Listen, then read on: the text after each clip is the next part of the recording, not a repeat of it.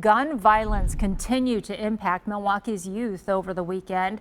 A 12-year-old shot on the northwest side yesterday and 3 teenagers shot in a quadruple shooting Saturday morning near 6th and MLK. Milwaukee Police saying 6 people under the age of 18 were all hurt by gunfire in the last week. Since the beginning of the year, MPD says 10 underage deadly shootings have taken place, 41 non-deadly incidents.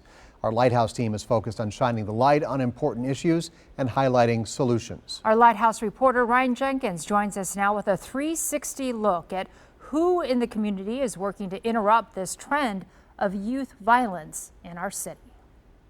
It seems like the violence involving Milwaukee's youth is nonstop. And a few weeks ago, Milwaukee's police chief said policing the community is all of our responsibility. So that got me wondering, who in the community is working to be part of the solution to the issues facing our youth?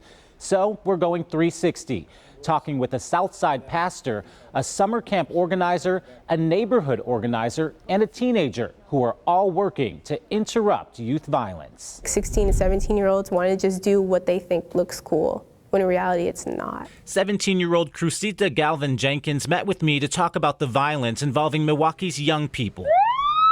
She calls the recent surge of shootings, carjackings, gang and traffic violence discouraging, sad, and disappointing. But I can see how for some people, even who are on a right track, it's easy to get influenced by that kind of thing. And I just want to keep myself busy so that I know for sure that I wouldn't get roped into anything, even if by accident, because it could be like you're just hanging with people who are good influence on you, or you think they are, but then they're just involved with other things on the side, and you can accidentally just be at the wrong place at the wrong time with them. In 2023, Crucita earned second place in a Safe and Sound essay contest that asked young people to share how to keep communities safe.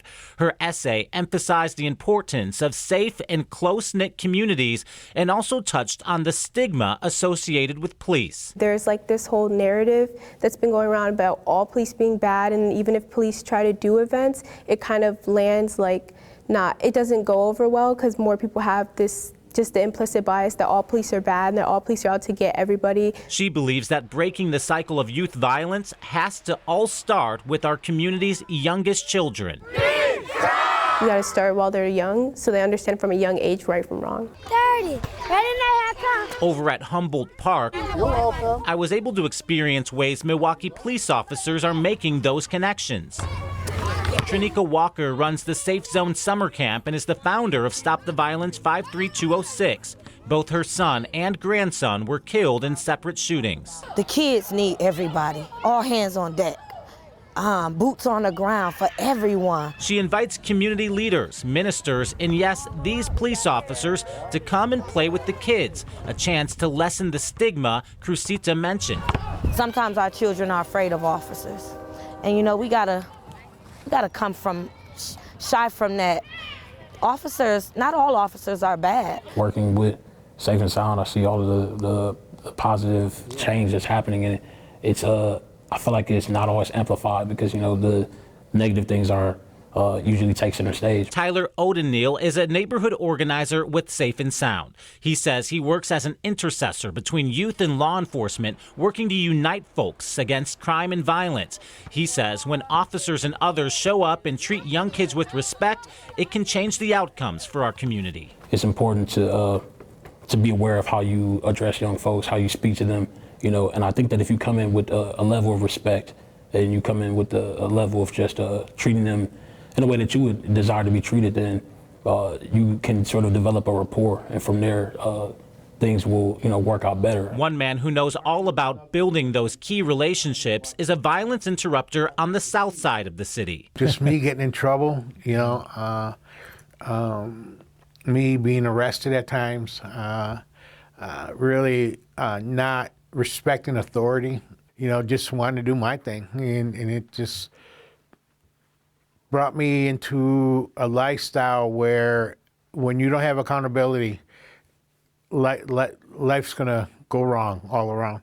and I didn't have accountability, and I didn't want accountability. Pastor Marty Calderon went from being a troublemaker to being a peacemaker. And basically, we're doing intervention. He's part of the city's Office of Community Wellness and Safety's Promise Keepers, a group of more than a dozen organizations focused on violence intervention. Because it can get done, and it will get done. The police will do what they can do, but they do need us also to be able to partner with and be able to establish those type of relationships with people to try to, you know,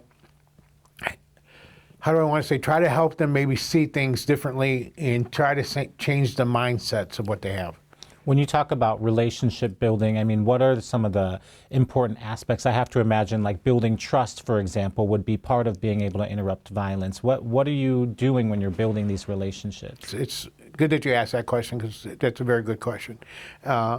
It's spending time with people, you know, it's getting to know them. It's not speaking right away. It's being able to listen because that's what people want. They want to be heard. A network of people working together to interrupt youth violence. Say no! Reporting for the TMJ4 Lighthouse team, Ryan Jenkins, TMJ4 News. You can watch all of our Lighthouse reporting by scanning this QR code that you see on your screen right now, or go to tmj4.com/lighthouse.